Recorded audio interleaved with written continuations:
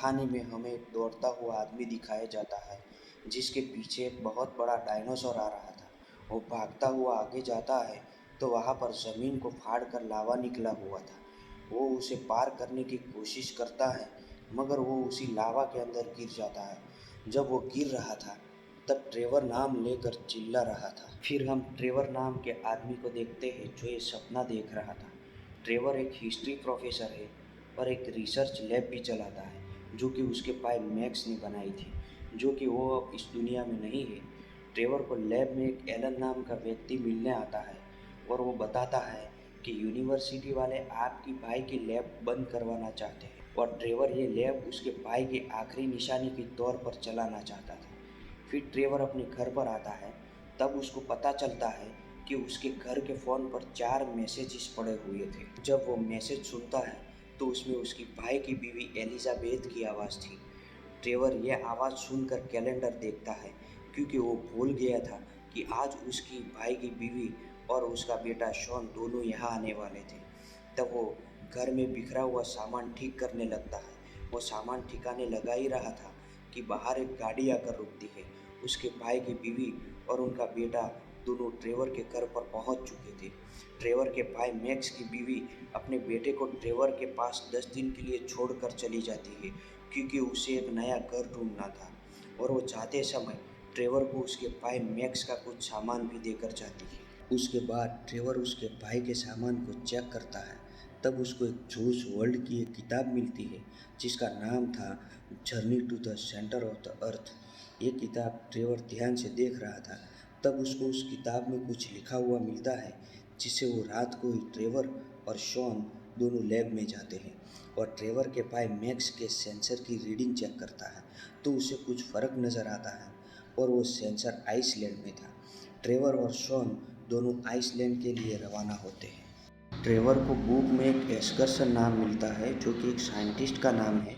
ये दोनों ये नाम ढूंढते हुए घर पर जाते हैं जो कि वहाँ पर एस्कर्सन नाम का कोई आदमी नहीं मिलता है मगर उनकी एक लड़की मिलती है जिसका नाम हैना था। ट्रेवर उसको बताता है कि हमें नॉर्थ की ओर जाना है, वहाँ पर हमारे सेंसर्स में कुछ हलचल दिखी है तो हम उसे चेक करने जा रहे हैं। हैना बताती है कि उस तरफ रास्ते नहीं बने हैं और मैं एक माउंटेन गाइड हूँ, मैं आपको वहाँ तक ले जा सकती हूँ। फिर हैना ट्रेवर और शॉन दोनों को लेकर एक पहाड़ पर चढ़ते हैं उस सेंसर को ढूंढते हुए। पहाड़ पर चढ़ने के बाद ट्रेवर को सेंसर मिल जाता है मगर वो जाम हो चुका था। ट्रेवर उसे खोलने की कोशिश करता है मगर कोशिश नाकाम रहती है। तब अचानक मौसम में बदलाव आ जाता है और बारिश जैसा मौसम हो जाता है और बिजली कड़कने लगती है और ट्रेवर उस सेंसर को खोलने में लगा था। तब शॉन और वो लड़की है ना, दोनों थोड़े दूर एक गुफा थी वहाँ चले जाते हैं। ट्रेवर किसी तरह सेंसर को निकाल कर उसी गुफा की ओर दौड़ता है मगर ट्रेवर के हाथ में जो सेंसर था वो बिजली को अट्रैक्ट कर रहा था जिसकी वजह से ट्रेवर के आसपास बिजली गिरने लगी थी। ये देखकर ट्रेवर उस सेंसर को फेंक देता है और उस गुफा में आ जाता है मगर गुफा के ठीक ऊपर बिजली गिरने की वजह से गुफा का मुंह बड़े बड़े पत्थरों से बंद हो जाता है। ये चट्टानें बहुत बड़ी थी जिससे ये लोग उसे हटा नहीं सकते थे। इसी गुफा में इन लोगों को 2 और सुरंगें मिलती है। इसमें से ये लोग राइट वाली सुरंग में घुसते हैं। ये सुरंग आगे एक बहुत बड़ी खाई तक जाती है और ट्रेवर उसी खाई में गिरते गिरते बच जाता है। हैना जो उनको गाइड कर रही थी वो ट्रेवर को सही समय पर रोक लेती है जिससे ट्रेवर की जान बच जाती है। फिर ट्रेवर एक लाइट जलाकर उसे खाई में फेंकता है जो 3 सेकंड में नीचे खाई तक जाती है। फिर ये तीनों लोग एक रस्सी के जरिए उसी खाई में उतरते हैं। नीचे एक पुरानी खदान थी जो कुछ साल पहले एक हादसे के बाद बंद हो गई थी। इस खदान में एक पुराना जनरेटर भी था जो इस खदान में बिजली पहुंचाता था। हैना उस जनरेटर को चालू करती है जिससे पूरी खदान में बिजली पहुंचती है। इसके बाद ये लोग खदान से मटेरियल बाहर निकालने के लिए जो ट्रैक बनाए जाते हैं उसी ट्रैक का इस्तेमाल करके ये लोग खदान की दूसरी तरफ चले जाते हैं। वहाँ पर इनको एक और सुरंग मिलती है जिसमें हीरे भरे पड़े थे। हीरो की सुरंग थी। हीरो को देखकर शॉन अपनी बैग में हीरे इकट्ठा करने लगता है। तब ट्रेवर को पता लग जाता है कि हीरे वॉल्केनिक ट्यूब में पाए जाते हैं जिसमें से लावा निकलता है। इसी बीच ये लोग जहाँ पर खड़े थे उसी जगह कांच टूटने जैसी आवाज़ आती है। तब हैना और ट्रेवर को पता चल जाता है कि हम जिस पर खड़े हैं वो पत्थर की एक पतली लेयर है। ये यहाँ से निकल ही रहे थे कि तब शॉन की बैग से एक हीरे का टुकड़ा गिरकर उसी पत्थर की लेयर में घुस जाता है, जिससे ये पूरी लेयर टूट जाती है जिस पर ये लोग खड़े थे, और ये सब नीचे की ओर गिरने लगते हैं। ये उसी वॉल्केनिक ट्यूब में हजारों मील नीचे पानी में गिरते हैं। नीचे गिरने के बाद ये लोग पानी से बाहर आते हैं। तब इनको चमकने वाले पक्षी दिखाई देते हैं जो हजारों साल पहले विलुप्त हो चुके थे। इन पक्षियों के जरिए इनको एक सुरंग मिलती है। ये लोग उसी सुरंग में से दूसरी तरफ निकलते हैं तो वहाँ पर एक अलग ही दुनिया थी। वो धरती का सेंटर था, और वो भी धरती के हजारों मील नीचे। ये एक अलग ही नज़ारा था। तब शॉन को एक बहुत बड़े पेड़ में गुफा मिलती है, तो वो वहाँ पर जाता है तो पीछे ट्रेवर भी आता है। वो गुफा बहुत बड़ी थी और उसके अंदर सामान भी पड़ा था, और हैना बाहर देख रही थी। तब उसको मैक्स का कुछ सामान मिलता है जिस पर मैक्स लिखा हुआ था। वो जब आगे की ओर जाती है तो उसे मैक्स की लाश मिलती है। वो वापस आकर ट्रेवर को बुलाकर मैक्स की लाश दिखाती है। मैक्स ट्रेवर का भाई और शॉन का पिता था। ट्रेवर मैक्स की अंतिम क्रिया पूरी करता है। शॉन और ट्रेवर दोनों किताब में लिखे मैक्स के कुछ शब्द दोनों को रुला देते हैं। इसके बाद ये लोग वापस जाने का रास्ता ढूंढते हैं। यहाँ का तापमान 200 डिग्री तक जाता है, जो कि कोई इंसान इतना तापमान नहीं झेल सकता। तब ट्रेवर तापमान चेक करता है तो 95 डिग्री तापमान दिखा रहा था, और इन लोगों के पास 2 या 3 दिन ही थे यहाँ से निकलने के लिए। फिर ये लोग एक नाव बनाते हैं समुद्र पार करने के लिए। नाव बनाकर ये लोग उसी दिशा में आगे बढ़ते हैं जिस दिशा में इनको जाना है। बीच समुद्र में पिराना मछलियों का झुंड का सामना होता है।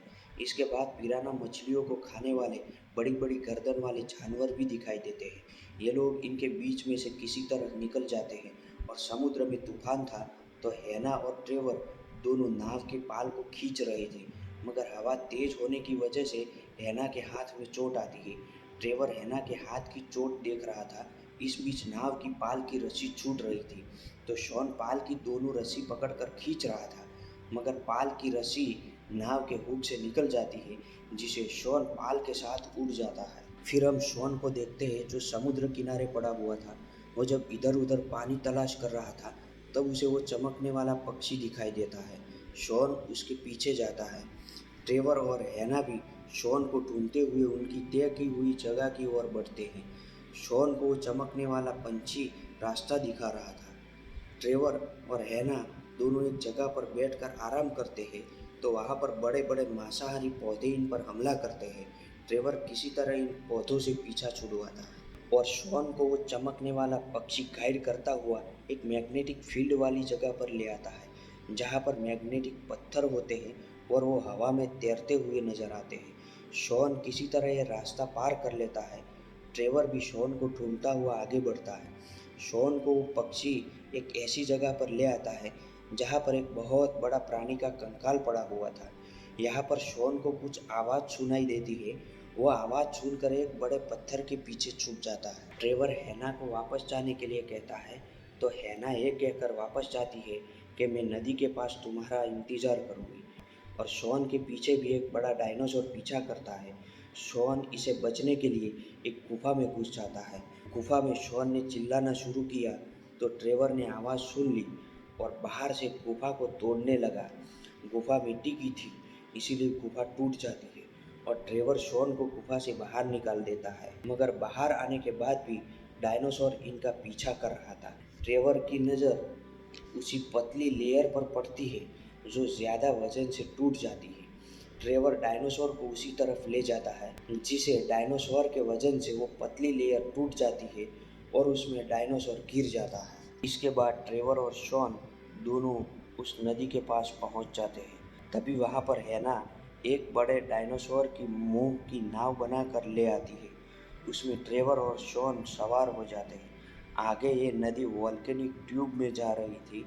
ये लोग उसी वॉल्केनिक ट्यूब में जाकर फंस जाते हैं, और नीचे लावा भी फटा हुआ था और वो धीरे धीरे ऊपर आ रहा था। तब ट्रेवर वॉल्केनिक ट्यूब की दीवार चेक करता है तो उसे पता चलता है कि उसकी दीवार गीली और ठंडी है।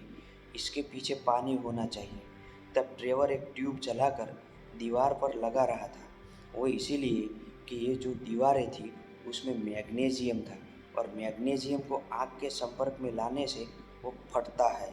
इसीलिए ट्रेवर इस दीवार को तोड़कर दीवार के पीछे के पानी को इस लावा के ऊपर गिराने वाला था। ट्रेवर 2 ट्यूब तो जला चुका था मगर उसे काम नहीं बना। एक आखिरी ट्यूब बची थी, वो लेकर रस्सी के जरिए थोड़ा नीचे जाकर जलाने की कोशिश करता है। ट्रेवर की आखिरी कोशिश काम आ जाती है और मैग्नीशियम की वजह से दीवार जलकर फट जाती है और दीवार के पीछे का पानी उसी लावा के ऊपर गिरता है जिसे एक विस्फोट होता है।